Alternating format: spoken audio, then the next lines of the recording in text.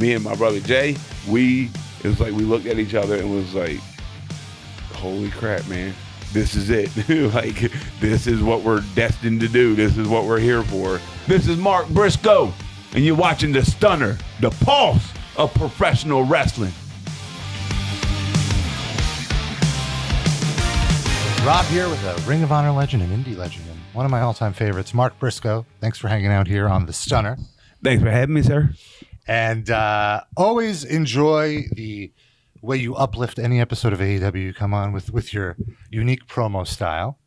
And I'm just curious, what is on repeat? Like, what music do you listen to all the time?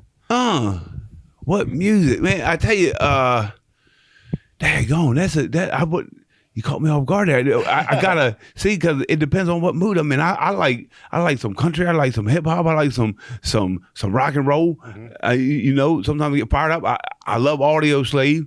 I love Wu-Tang Clan. I love Garth Brooks. So that's a pretty broad, spectrum there. Yeah, pretty broad spectrum. Little Pearl Jam.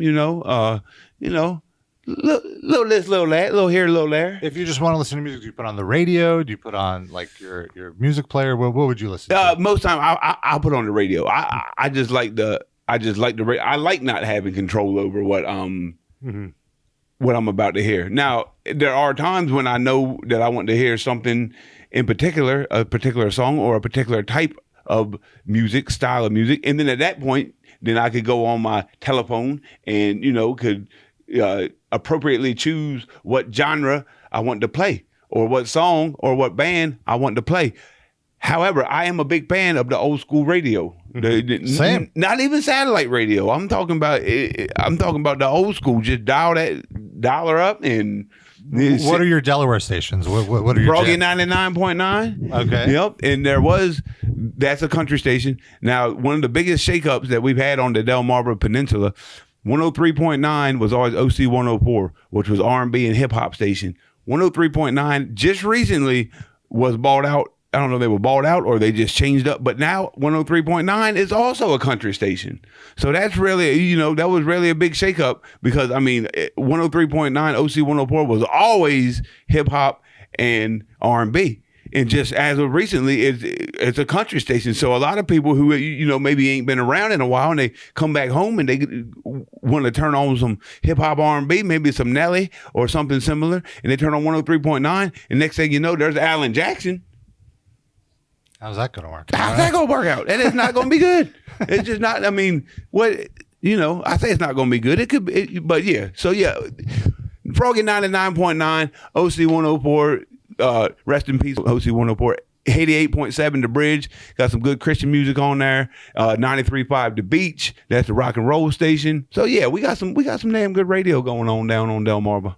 Absolutely, yeah, that's great. And so you've been around the wrestling scene for a while. If someone comes up to you and says, I'm just now getting into pro wrestling, what are 3 or 4 matches I absolutely have to watch? What is your wrestling mixtape that you recommend? You can think about this. Man, that's a good question there. I like that question. I tell you, it's almost like I would want them to get a little taste of this and a little taste of that. So maybe we'd go with some, the old Sabu Terry Funk no rope barbed wire match. That might be a little heavy. But that's the one end of the spectrum. And then we get, maybe show them some Flair Steamboat from Wrestle War. That's such a classic match. And, of course, Shawn Michaels and The Undertaker, that's just a classic timeless match. Bryan Danielson and Will Ospreay, that's a timeless match right there. There's, so many, even here and now, just in the few years that there's been in AEW, since AEW has come about, there's matches that are timeless that you could put against any matches from any era, from any time ever. But then of course you got, the 90s All Japan, the between Masawa and Kawada and Kobashi, and man, Stan Hansen to me was like the guy. Just I never watched Stan Hansen and thought to myself, anything other than this man is 100% really trying to whoop this other guy's ass. Like he's the two, in my mind, two most believable pro wrestlers ever, Stan Hansen and Jay Briscoe. Like, man, just the believability and just the, like, I'm really afraid that this person would really beat me up right here, right now. But yeah, man, Stan Hansen and Kobashi, I can't remember. I don't know the dates because they had a bunch of them. But Stan Hansen, Kenta Kobashi, the one where Stan Hansen beat him, he was sitting him on the top rope and he gave him the lariat where he was standing on the apron. That match, that's a real cool one. But what yeah, I love about those lariats is when like the sweat. You just oh see my that, gosh, yes, yeah. Yep. But the mixtape would probably be a little bit of '90s All Japan, a little bit of ECW, a little bit of AEW, and some classic old NWA, Flair, Steamboat, stuff like that.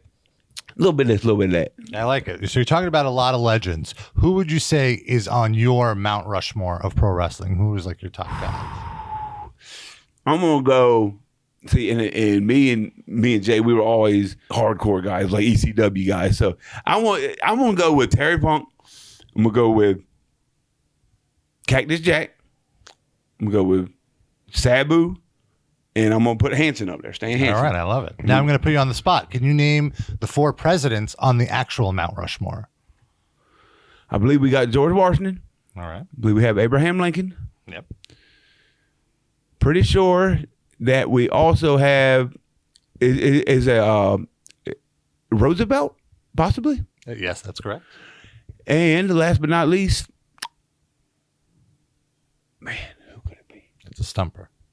It's not. Is it Thomas Jefferson? That's correct. Yeah. Whoa. You got right. it, Man, I'm surprised myself. Man, my mama gonna be proud of me. Now I'm curious. When you wrestling is your job. Obviously, you have other responsibilities with the chicken farm. But like when you want to kick back and relax, what do you put on?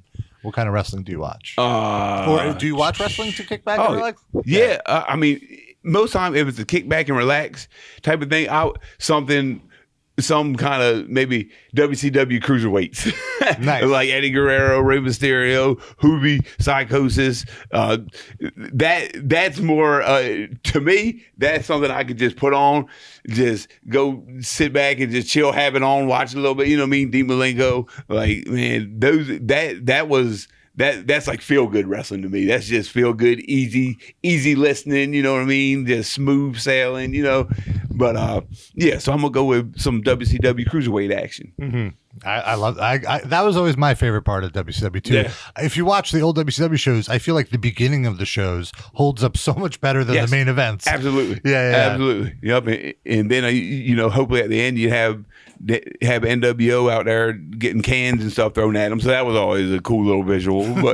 But yeah, start with the cruiserweights and end with the cans in the garbage thrown in the ring. That was pretty cool little dynamic. What would you watch? What was your wrestling diet growing up? I know you were an East Coast guy. Were you just WWE and later ECW when you got a little older? Well, at first, we only had 3 channels on the TV, and WWF came on Saturday mornings or Saturday at noon or something. So at first we were just watching that because we didn't have access to anything else.